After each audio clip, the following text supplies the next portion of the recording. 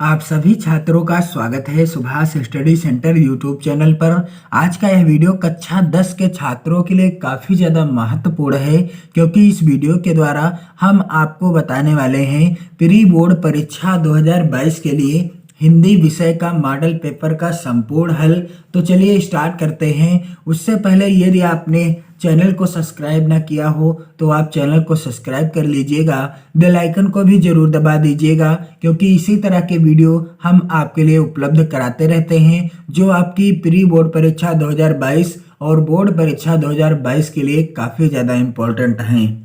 तो इस वीडियो में हम आपको जानकारी देंगे कि प्री बोर्ड परीक्षा का जो पेपर होगा उस पेपर में जो पूर्णांक होगा, यानी पेपर का पूर्णांक जो होगा 70 अंकों का पूर्णांक होगा, और समय कितना मिलेगा आपको 3 घंटे 15 मिनट का मिलेगा। और सेम यही पूर्णांक और यही समय बोर्ड परीक्षा के पेपर का भी होगा। तो चलिए यहाँ पर आप देख सकते हैं यह मॉडल पेपर है प्री बोर्ड परीक्षा के लिए, और यह मॉडल पेपर बोर्ड परीक्षा 2022 के लिए भी काफी ज्यादा इंपॉर्टेंट है, क्योंकि इस मॉडल पेपर में मोस्ट इंपॉर्टेंट प्रश्नों को लिया गया है। यहाँ पर निर्देश दिया गया है कि प्रारंभ के 15 मिनट परीक्षार्थियों को प्रश्न पत्र पढ़ने के लिए निर्धारित हैं। और पहला प्रश्न क्या है, एक का के अंतर्गत निम्नलिखित में से कोई एक कथन सही है उसे पहचान कर लिखिए। जो मॉडल पेपर है यह आपकी प्री बोर्ड परीक्षा और बोर्ड परीक्षा के लिए काफी ज्यादा इंपॉर्टेंट है, और इस मॉडल पेपर के द्वारा मैं आपको बताऊंगा कि किस तरीके से आपको प्री बोर्ड परीक्षा में और बोर्ड परीक्षा में कॉपी पर इन प्रश्नों का उत्तर लिखना है। क्योंकि यदि आपको उत्तर लिखने का सही तरीका आ गया तब आपको आपकी परीक्षा में बेहतर अंक मिलेंगे, यानी आपको बहुत अच्छे नंबर मिल जाएंगे। तो इस प्रश्न में क्या पूछा जा रहा है कि निम्नलिखित में से कोई एक कथन सही है उसे पहचान कर लिखिए। 4 कथन दिए गए हैं। पहला है सरस्वती पत्रिका की संपादक महादेवी वर्मा थी, और दूसरा है क्या भूलूं क्या याद करूं हरिवंश राय बच्चन की आत्मकथा है। तीसरा कथन है रामविलास शर्मा कवि के रूप में प्रसिद्ध हैं, और चौथा कथन है मैला आंचल कहानी विधा की रचना है। तो सरस्वती पत्रिका की संपादक महादेवी वर्मा थी, यह कथन बिल्कुल गलत है, क्योंकि सरस्वती पत्रिका का संपादन सन 1903 ईस्वी में महावीर प्रसाद द्विवेदी जी ने किया था। किस युग में? द्विवेदी युग में। और क्या भूलूं क्या याद करूं हरिवंश राय बच्चन की आत्मकथा है, यह कथन बिल्कुल सत्य है। तो किस तरीके से लिखा जाएगा इस प्रश्न का उत्तर? यहाँ आप देख सकते हैं प्रश्नोत्तर नंबर 1 का इस तरीके से हेडिंग डालना है, और जो भी कथन सही होगा, कोई जरूरी नहीं है कि इसमें दूसरा कथन सही है तो दूसरा ही कथन सही हो। जो भी कथन इस प्रश्न के अंतर्गत सही होगा उसका नंबर इस तरीके से डालने के बाद वही कथन आपको लिख देना है। इस प्रश्न का दूसरा कथन सही है, तो यहाँ पर मैंने दूसरा नंबर डालने के बाद क्या भूलूं क्या याद करूं हरिवंश राय बच्चन की क्या है, आत्मकथा है। और मोस्ट इंपॉर्टेंट यह प्रश्न भी बनाता है कथन कि क्या भूलूं क्या याद करूं किस विधा की रचना है। इस तरीके से प्रश्न बन जाता है, तो उत्तर क्या हो जाएगा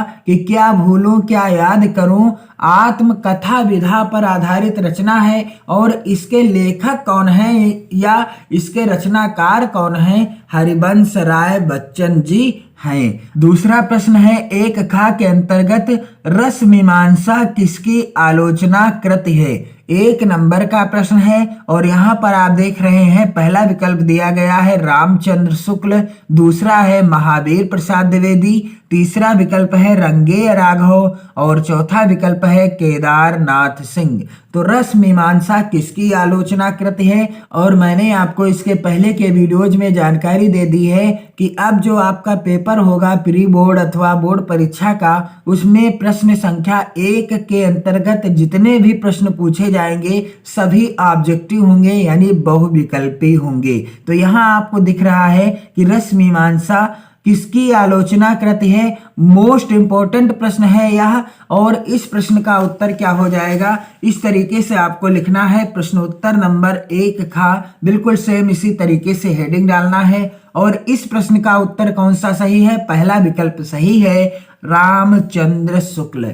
आचार्य रामचंद्र शुक्ल जी की रचना है रस मीमांसा। इस तरीके से आपको लिखना है। और एक मोस्ट इंपॉर्टेंट रचना पूछी जाती है, त्रिवेणी किसकी रचना है? तो त्रिवेणी आचार्य रामचंद्र शुक्ल जी की ही रचना है।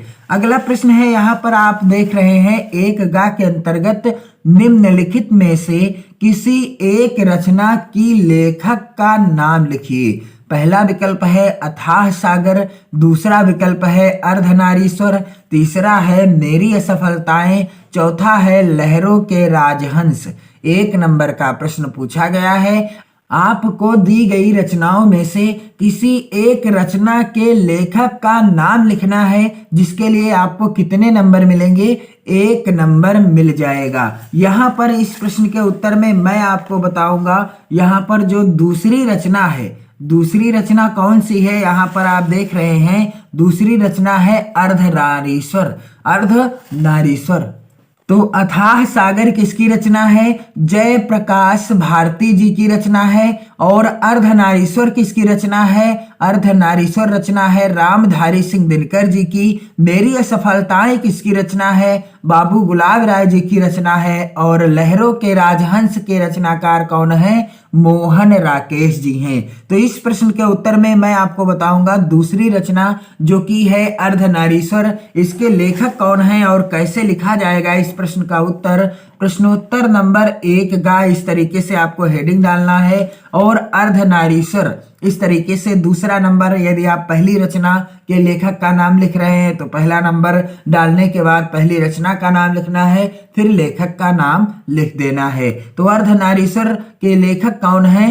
रामधारी सिंह दिनकर जी हैं। कौन है? रामधारी सिंह दिनकर की यह रचना है और काफी मोस्ट इंपॉर्टेंट रचना है। रामधारी सिंह दिनकर जी की यह रचना काफी मोस्ट इंपॉर्टेंट है। यह बोर्ड परीक्षा में जरूर पूछी जाती है और यह प्रश्न आप जरूर याद कर लीजिएगा। यहाँ पर एक घा के अंतर्गत प्रश्न पूछा गया है, गेहूं और गुलाब किसकी रचना है?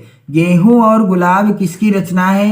1 नंबर का प्रश्न है। और यहाँ पर आपको मैं बता दूं, जानकारी दे दूं विकल्प के द्वारा कि रामवृक्ष बेनीपुरी की रचना है, कि महादेवी वर्मा जी की रचना है, रामविलास शर्मा जी की रचना है, अथवा प्रेमचंद जी की रचना है।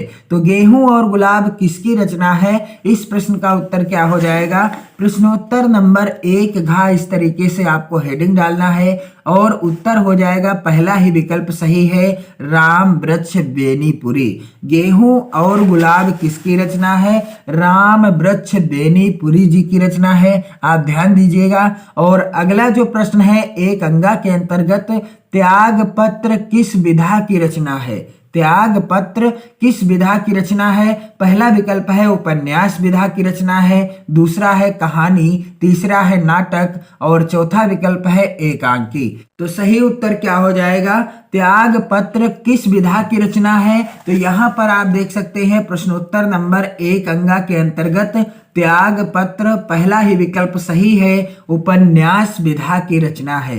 किस विधा की रचना है? उपन्यास विधा की रचना है। तो कुछ इस तरीके से आपको इन प्रश्नों का उत्तर देना है, बिल्कुल अच्छे से हेडिंग डालकर और अच्छे पेन का इस्तेमाल करने के साथ साथ आपको इन प्रश्नों का उत्तर अच्छे से लिख देना है। और आप ध्यान दीजिएगा कि जो एक के अंतर्गत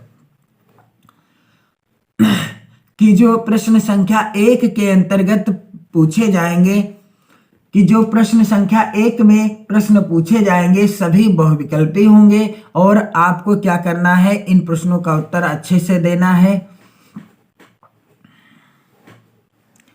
कि प्रश्न संख्या 1 में जितने भी प्रश्न पूछे जाएंगे, एक का, एक खा, एक गा, घा और अंगा, ये सभी बहुविकल्पी होंगे। और यहां पर आपको दिख रहा होगा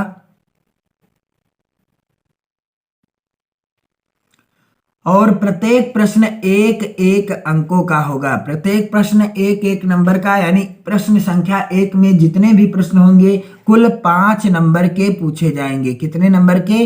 5 नंबर के पूछे जाएंगे। और जो मैंने प्रश्न बताया है त्याग पत्र किस विधा की रचना है, तो यह उपन्यास विधा की रचना है। और प्रश्न में पूछा जा सकता है कि त्याग पत्र के रचनाकार कौन है, तब उत्तर हो जाएगा त्याग पत्र जैन, तब उत्तर हो जाएगा त्याग पत्र जैनेन्द्र कुमार की रचना है। प्रश्न संख्या 2 का इस प्रकार से है, रीति मुक्त धारा की किन्हीं 2 कवियों का नाम लिखिए। 2 नंबर का प्रश्न पूछा गया है और इसका उत्तर क्या हो जाएगा? इस प्रश्न का उत्तर इस तरीके से लिखना है। प्रश्नोत्तर नंबर 2 का इस तरीके से हेडिंग डाल देना है। और हेडिंग क्या रहेगी? रीति मुक्त धारा के कवि। पहले कवि कौन है? घनानंद, और दूसरे हैं कवि वृंद। पहले कवि हैं घनानंद और दूसरे कौन हैं? कवि वृंद। रीति मुक्त धारा के ये 2 प्रमुख कवि हैं। और अगला प्रश्न पूछा गया है यहाँ पर, छायावाद की 2 प्रवृत्तियों का उल्लेख कीजिए। तो मैं आपको जानकारी देना चाहूंगा कि आपको छायावाद की 2 प्रवृत्तियों पूछा जाए या विशेषताएं पूछा जाए, दोनों एक ही चीज हैं। छायावाद की 2 विशेषताएं, रीतिकाल की 2 विशेषताएं, भक्ति काल की 2 विशेषताएं, आदिकाल की 2 विशेषताएं, प्रयोगवाद की 2 विशेषताएं, यानी सभी युगों से रिलेटेड विशेषताओं से प्रश्न जरूर आ सकता है। यानी आपसे किसी ना किसी युग से विशेषताओं से रिलेटेड प्रश्न जरूर पूछा जाएगा। जैसे यहाँ पर पूछा गया है, छायावाद की 2 प्रवृत्तियों का उल्लेख कीजिए। हो सकता है प्रश्न पूछा जाए रीति काल की 2 प्रवृत्तियों का उल्लेख कीजिए। तो आपको ध्यान कर लेना है, सभी युगों की 2-2 विशेषताएं आपको याद कर लेनी है। 2 ही विशेषताएं आपको लिखना होता है, क्योंकि पेपर में प्रश्न भी पूछा जाता है 2 ही प्रवृत्तियों का उल्लेख करना या 2 ही विशेषताओं का उल्लेख करना। तो इस प्रश्न का उत्तर क्या हो जाएगा? प्रश्नोत्तर नंबर 2 खा इस तरीके से हेडिंग डालना है। और यहाँ पर हेडिंग क्या रहेगी? छायावाद की 2 प्रवृत्तियां।